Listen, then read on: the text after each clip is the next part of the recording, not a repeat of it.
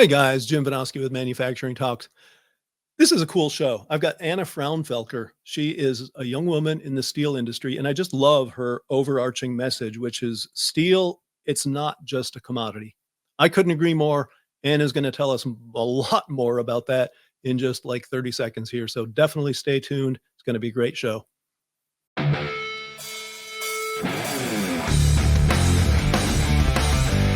Welcome to Manufacturing Talks with Jim Vinosky. Industry has a million cool stories, and Jim talks to the movers and shakers who are making them happen. Let's dive in.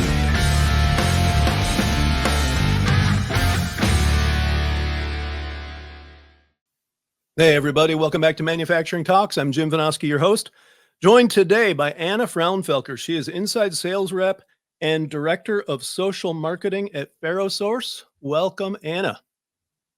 Thank you so much. I'm super excited to be here. Appreciate the opportunity.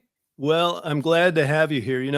Anna and I met on LinkedIn, like I meet so many people. And then I wound up writing about a guy named Victor Maka, who was on here probably a year and a half ago, who takes pictures of steel mills all over the world. So I went to Anna for commentary, and that went really well. And so I thought, I don't do near enough about steel.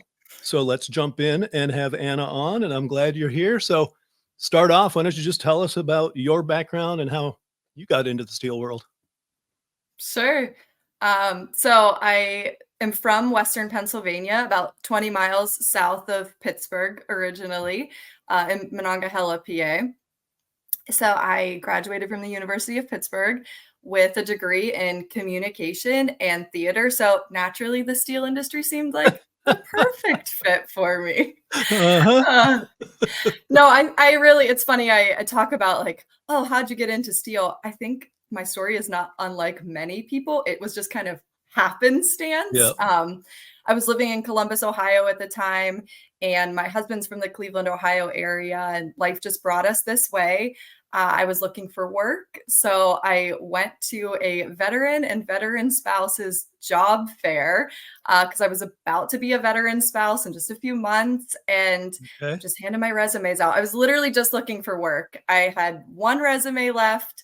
Majestic Steel was the last company I saw on my way out the door. I handed it to them and just said, I'm just looking for anything, admin work, whatever you have. If there's an opportunity, let me know. I know nothing of steel except that I'm from Pittsburgh and I think I'm supposed to know something about it. Right. And then blood, I got a text. Exactly. That's what everybody thinks. It should be in my blood for sure. But yeah, then I got a text on the way out the door just saying to come in for an interview that week. And that was kind of my foot in the door. I was at like the front desk doing office and hospitality stuff, just like office admin kinds of things. But then I went and moved into a new position within the company, and I started working directly with our VP and our director of sales. So I got a little more vested onto the steel side of things. I did that for a few years at Majestic, and then that VP of sales went to another company. And a little bit later, he reached out to me and said, I need you to come to this new service center, because that's where my background is in mostly flat rolled carbon steel service center. He's just like, hey, come and help me build a culture. So I left Majestic. I went to a new service center, and they had a tubing facility there as well. So I got to dip my toe into like the steel tubing side a little bit. And I was there for a couple of years, and that's where I really feel like I found my true passion in steel. Because at first it was a job, right? It was a job in an industry that was like, okay. But that's where I realized I was kind of never seeing anyone that was like me in the industry. Right. I mean, I was a young female, and there just weren't too many of us. Yep. And I also realized that we didn't really have tech in the space. So that's where I got kind of excited about like, okay, if we want this industry to keep growing, we need to get more excited about tech, and not being so antiquated, quite frankly. So I touched a lot of stuff at that service center as well. I was the executive business liaison. I was quality and claims for a while, and I touched into the safety area for a while. And then I left and went to Rebus. And if you're familiar with Rebus, they are an online steel platform. Yep. So that's where the tech I was a customer and then I became an employee there. That's where my tech interest really started to grow. Yeah. And then, I just fell victim to the tech layoffs and everything that was happening in the last few years. So I took a little step back, kind of reevaluated, and now I'm with Ferrosource. So it's been a very exciting journey for me, and I've touched a lot of things. For sure, yeah. Now, first of all, from me and from all of us at Manufacturing Talks, I want you to thank your husband for his service. Thank you. Yeah, we wouldn't be here without folks like him, so God bless him. And you, because I know you weren't married yet, but you were obviously engaged, and the family serves too, right? Tell us about Ferrosource then. What do they do? And then give us a little more about what you do for them. Sure. We are a global procurement and distribution company, and we focus mainly in ferrous metals markets. We have manufacturing facilities in both PA and Florida, and then we have a bunch of affiliate companies that we work with all over the country. But actually, super, super exciting. This literally just launched last week. It's going to be game changer for the company. We have partnered with Big River Steel, which is obviously owned by US Steel, and we are going to be putting Ferrosource metal processing right on their campus in Osceola, Arkansas. So we will be right there next to their brand new line that's coming on next year. It's going to be, oh my gosh, massive for us. So it's very, very exciting times for us, but it's about to be really crazy too. Yep. Excellent. Yeah. And it's, I just get such a kick out of your excitement of taking this obviously, centuries old industry, and really diving in, but bringing that fresh perspective and that new technology to bear on it. So very cool that you're continuing in that mode. What is it? I mean, now that you've had extensive experience, as you just went over with several different steel companies, what is it about the industry that appeals to a young woman like yourself? Sure. I mean, I joke and I'm half serious, I guess, as well. I always laughed and said, because I was kind of this unicorn in the industry for a little while, I just in category. Absolutely. But I was like, when it became more of a passion than just a job, that light bulb kind of clicked for me that I'm like, well, people don't really leave this industry, but eventually they're going to have to. And I'd really like to have a leg up and be here for a little while. By my mid to late 30s, I'll have well over a decade. So someone's going to have to take over eventually. Right. You're right. No, but I think my passion really goes to, I would very much consider myself a patriot, and I believe in manufacturing and the steelmaking process still being prevalent in this country. I want to see it continue to thrive in this country. And at the end of the day, I very much look at steel as being so much more than a commodity. It is, the safety of your family getting on an airplane and getting to your destination, wherever that may be. It's walking into the grocery store every day and knowing that some farmer somewhere was relying on steel to plant, produce, and harvest the meal that you're going to give your family that night. Right. It's our national security. It's making sure that our military has the proper tools that we need in order to keep us safe. So it's so much more than a commodity in my personal outlook on it. And I hate when people are just like, oh, it's just steel. It's not just steel. You touch it everywhere. There's nothing that you own or touch in your day-to-day life that steel has not been part of that process, enabled for you to have it, touch it, hold it, whatever, in some capacity or another. Very well put. Yeah, I couldn't agree more. And the industry has had its struggles for a few decades now, right? What do you think around, what do we need to do to shore up our own steel industry? There's the talk of the United Steel buyout, for example, by Nippon, a Japanese company. What, in your now nearly 10 years experience, where should we be headed with this to make sure we're taking care of America? Sure. I mean, I will say when they initially came out with the news that Nippon was going to purchase US steel, the true-blooded American in me was like, "No, we can't do that. It's US steel. It's history, Yep. 122 years." But, after I, like, took a little step back and reevaluated and did more research and everything myself, it is a good deal for us. It's ensuring that there are still jobs, and I'm Yep. from the blue collar area. I am from the Mon Valley. Like, these people Yeah. are people I grew up with. It is essential for their livelihoods that it stays prevalent and thriving. So it's a good deal. And listen, if the name US Steel wasn't tied to it, I don't know that it would be such a hostile or even political conversation as it is right now. But Right. it's that history, right, with the country that the people get very attached to, and I totally understand that. And I mean, at the end of the day, Japan is already running several companies within our country. I mean, look at Sure. Wheeling Nation, which is now Wheeling Nippon. That was in '86, I think that got taken over, and it's here. It's here. Yeah. Let's not lie to ourselves. Right.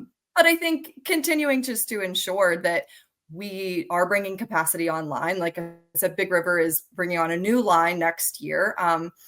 We still need imported material, though. We still need the help of other countries. We, as a country alone, rely on imports. So that is important that we Yeah. still have those connections and those ties, but also maintaining, the industry here and making sure that we stay strong and healthy as an industry, I think is Yep. important. And sometimes you need to partner with other entities in order to keep it thriving.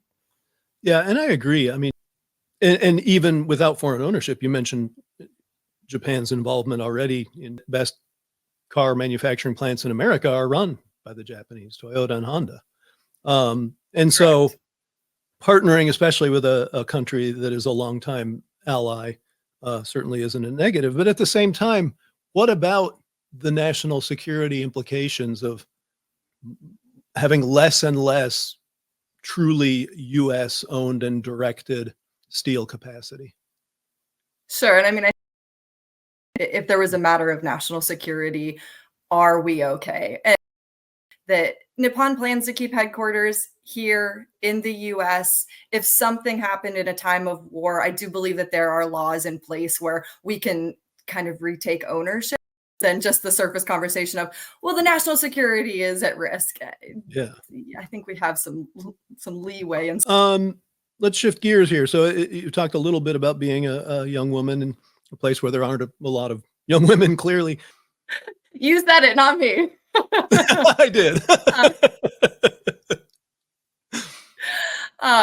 No, it's funny because I'm always my whole life have been the person that I've looked at obstacles or challenges, whatever you want to call them, right? And I very much look at how can I take this opportunity and make it a place of growth and development for myself. So I've never really given it this like negative spin. It happens for a reason. So I look to see what was the opportunity for learning here. What was the lesson I was being taught and scheduled to go on a really good opportunity for learning and growing for me with my male mentor, and it was canceled last minute, and no one outright said like this is why it was canceled, but everyone inferred it was an inappropriate thing. But if I was a man going and having a business trip with another man in this industry, I don't even think anyone would bat an eye. So that's just some stuff that I've had to, I guess, overcome, if you will. But I've never even looked at it as being like a real big deal. It's haters to the back. I don't Yeah. know. That's just kind of how I've looked at it. And I guess, being a mom, people sometimes would say things like when I initially got pregnant with my first daughter, there was this inference that, oh, well, she's not going to be able to do her job and do what she needs to do because that's going to be all that she focuses on. Well, then I had another kid and it was like, well, now she really isn't going to be able to. Well, I'm 3 deep now and I think I'm still doing okay. So I'm Yeah. trying to still be a voice. Kind of had to prove the reality there. Well, Right. and I applaud you for your positive approach on it. we all face challenges, and those are unique to you being in the situation you're in. So let's take the step back and look at the whole industry. Where do you see things headed in the steel world? What are kind of the positives and negatives and watch outs and opportunities you see? Sure. I mean, this is a great time to have this conversation because we're just coming off of SMU, which is the Steel Market Update Conference that was just last week. 1,800 of your closest steel friends, we jokingly will say. Yep. But it's the biggest conference in the country. Obviously, there's a lot of talk right now about demand, and there's a lot of talk about the interest rates and where that's headed. And the overarching theme is the political climate we're in right now. It's an election year, and that really may change something as far as foreign nations are concerned, which the trickle down effect of that obviously is consumers are going to have to pay more. So, we'll see what kind of happens as far as demand is concerned from that perspective. But I think like steel with a capital S overarching right now, I was really excited to see there were a lot of females at SMU. I think a lot more than they've ever seen in years prior. Yep. And we're really talking about, again, like tech in the space and advancing opportunities in the manufacturing and steel world through the use of technology and the use of like online platforms like Rebus and Felix and things like that. So I think we still have a little bit of ways to go until we're fully fledged as being like a advanced industry, which is crazy because it's such an old industry. But I would say another 5 to 10 years and we'll really see a lot more of those technological advances being used in everyday business enterprises. But I want to believe that because those things are starting to come about right now, we're seeing them be a little more prevalent. We're seeing people pay more attention to them. These second and third generation owners are realizing how prevalent it has to be in order to survive.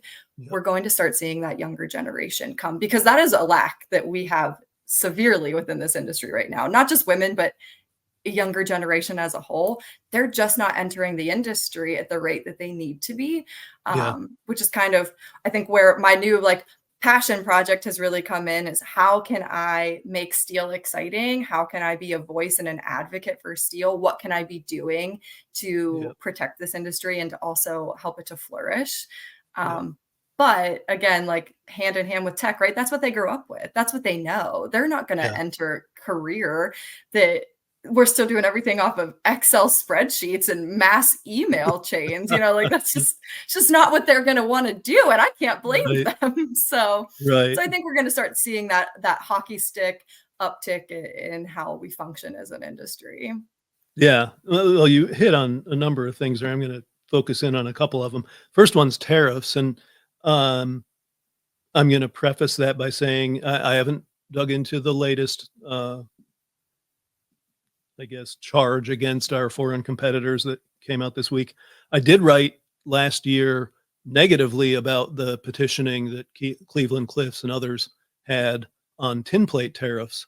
And you actually said it, that the effect is that our consumers domestically pay more. So I'm not going to put you on the spot and ask how you feel about the whole notion of tariffs, but I did appreciate you pointing out, I mean, that's the reality. And there are a lot of arguments both ways. That one's going to be interesting to watch, and I need to dig in further on this latest one. Now, more important, though, is what you said about the workforce. And I've hit on this a number of times, is kind of facing this triple whammy, right? The baby boomers, the largest generation in living memory, they're retiring. They are also the last generation for whom skilled trades were valued, right? So we've been steering kids away ever since then from skilled trades to college, no matter what.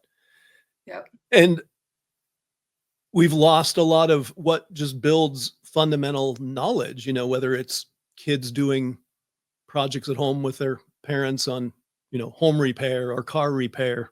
You just don't have that as much. A lot of schools got rid of their shop classes and things like that. So it's just this really difficult time. And it's not going away anytime soon. You're absolutely right. The whole idea that we're just going to do a quick shift and push the skilled trades here for a few years and we're going to be fine. That's just completely wrong-headed. So I really appreciate what you're thinking about around, you've got to make the jobs appealing to the kids today. You can't appeal like you did to the baby boomers. No, it's so true. Yeah. So as you think about how we market, not just steel, but I mean, it's true of manufacturing across the board. We've been our own worst enemies when it comes to marketing our jobs and showing people that it is a very exciting and solid career path. Are there any other thoughts you have around how you appeal to the coming generations?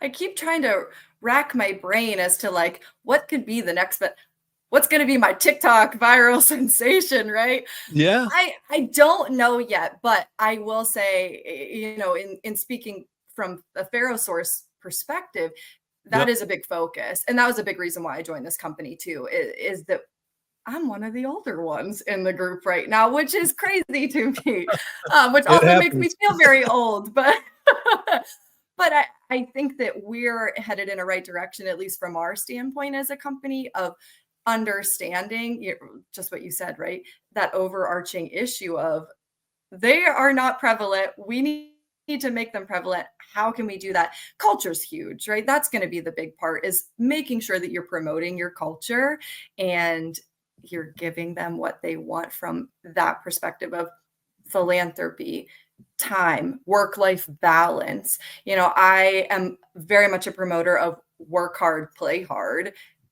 I think that that's going to be prevalent throughout many companies as we move forward, because that's what the next generation wants. They want to know Yeah. that they can still go and live their life, but they have a job that they need to fulfill.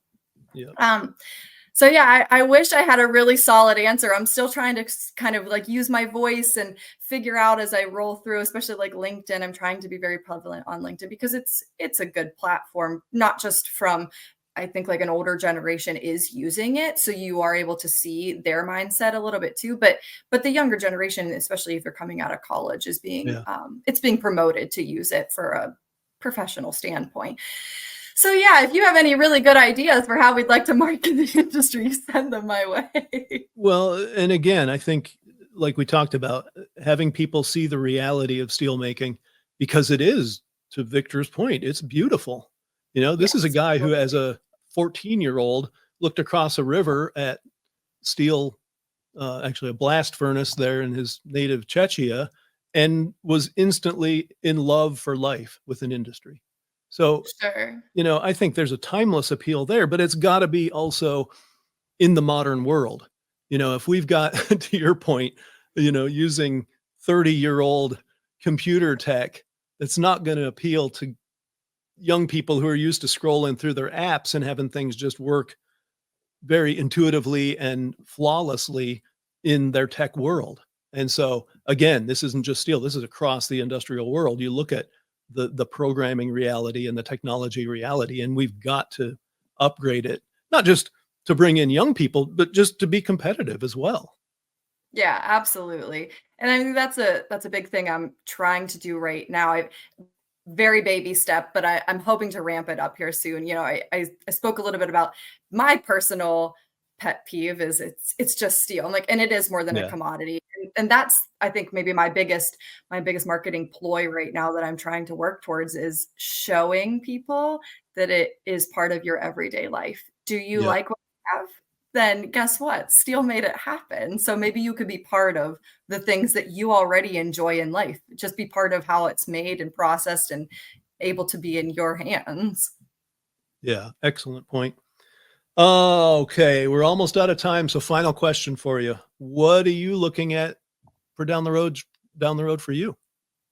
Yeah, it's a really good question because like I said, I've touched so many different things. I've been in so many different positions. Yeah. And I've done that very purposefully because I've always said I'm never going to pigeonhole myself. I'm not going to say, this is what I want to be doing. This is the path I'm going to stick on. Because what if something comes up that I didn't even know that I would enjoy or be good at or would like? Right. So I keep it very open. There is conversations of me maybe looking at going the purchasing route a little bit. So I might be looking at going purchasing side. But I think right now, as like my passion has really started to grow and kind of take off in the recent years, I'd like to just keep being an advocate for the industry. So any opportunities I can get to be a voice in some capacity or another, I would love to be able to do that. And I mean, I'm talking steel from the capital S perspective. I would love to be able to be a voice for this industry. So I'm going to keep trying to at least do that. Well, I'll tell you this, I don't know how many of these things you've done, but you do extremely well in presenting not just the industry, but yourself as one of the, newer generation taking this on and tackling some of the problems we see. So, if you ever want to crank up your own web show or podcast, I think you do extremely well. And I'm here to help you with that. Thank but you. I appreciate your advocacy and bringing that fresh perspective. And I think, with folks like you, steel has a very bright future. Thank you so much. Yeah. And thank you for being here. Anna Frounfelker from Ferrosource and several other companies before that, but from the steel industry. Great job today. Thanks. Thank you. Yep. And of course, as always, thanks to those of you in the audience. You are why we're here. And we're here every Tuesday and sometimes maybe even beyond that. So watch for new episodes all the time. This one was really inspiring. Anna brought this kind of new generation perspective we don't always get. And so I think it's marvelous, especially in a legacy industry like steel. I can't promise everything that we have here is going to be as inspiring as what Anna brought, but they're all going to be at least a little inspiring. So join us every Tuesday and more, and we will have more great shows for you like Anna brought to us today. Thank you from Manufacturing Talks. Jim Vinosky here signing off. So long.